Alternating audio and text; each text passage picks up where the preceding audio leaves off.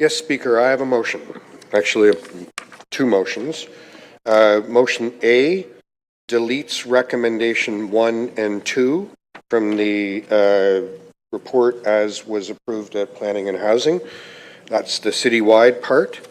And motion B replaces it with a 4-part motion.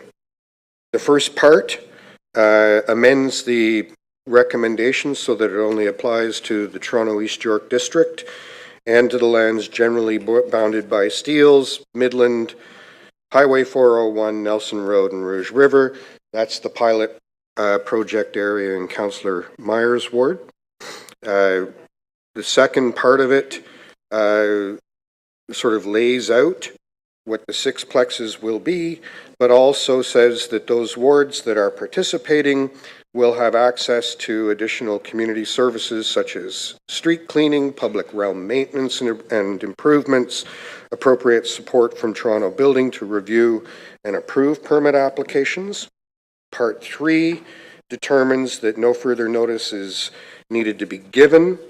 Part 4 requests that City Councillors outside the Toronto East York District and Ward 23 wishing to have Official Plan Amendment 818 and the zoning bylaw amendments extended to their wards send correspondence to the Chief Planner and Executive Director.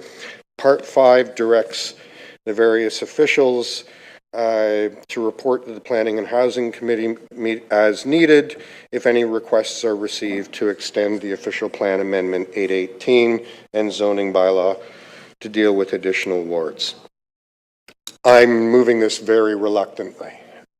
I've spent a considerable amount of time and effort working with my colleagues on council, trying to find a majority support for doing what this council already committed to in 2023, which is citywide sixplexes, but I've been unable to find that.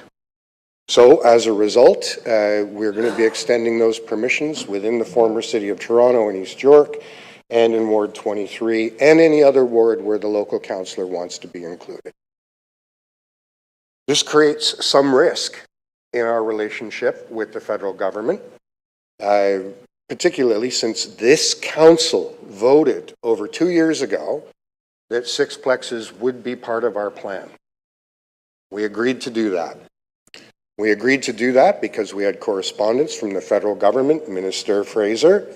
It was debated on the floor of this council. We amended our submission to the federal government and made a commitment that we would do it. So members of council have had 2 years with full knowledge that this was coming. We could have maybe done more work with the planning department to prepare the community, but certainly everybody here, except maybe Councillor Candevel, who wasn't on council at the time, knew it, knew that this was coming, knew that it was an obligation.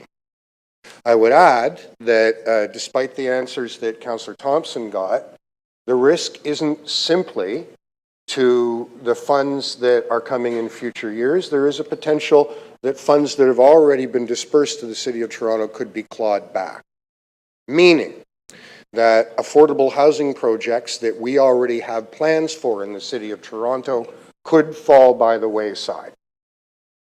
I don't do this lightly.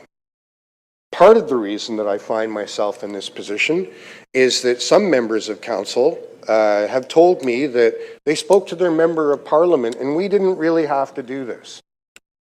So I say to the federal government, if you want to achieve this citywide, tell the members of your Toronto caucus to stop giving Toronto City councillors mixed messages. If you want this to be a condition that we need to have in order to get affordable housing funding, get your Toronto caucus talking to residents associations, advocating for this, and do the hard work. Don't leave it just to local councils to solve your housing problem nationwide. It's unacceptable. I want to talk a little bit about the substance of this. Cities grow or die. Neighborhoods grow or die. It is unique in North America that we have neighborhoods that have never been reinvested in. Nowhere else in the world is this the case. If the Communities in the inner suburbs want to thrive. They need to attract reinvestment, and that reinvestment 5 comes in forms seconds. like this. Thank you.